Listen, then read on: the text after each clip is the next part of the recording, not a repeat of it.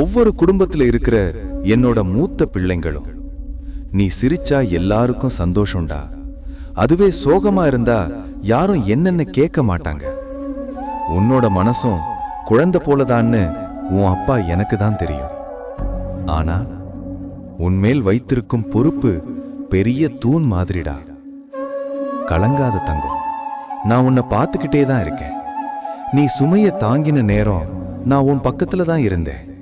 நீ சொல்லாத வலியும் எனக்கு கேக்குது. நீ அந்த தூண் மாதிரியே இருடா. அது உன் பலவீனம் இல்லை, அதுதான் உன் பலம். ஒரு நாள் அந்த தூணுக்கும் ஓய்வு வரும். நீயும் குழந்தை மாதிரி சிரிக்கிற நேரம் வரும். குடும்பத்துக்காக நீ தொலைச்ச ஆசைகள் வெறும் தியாகம் இல்லை தங்கம், அது தர்மம். அந்த தர்மம் உன்னை காக்கும். நீ ஒருத்தனா இல்லை தங்கம், உன் அப்பா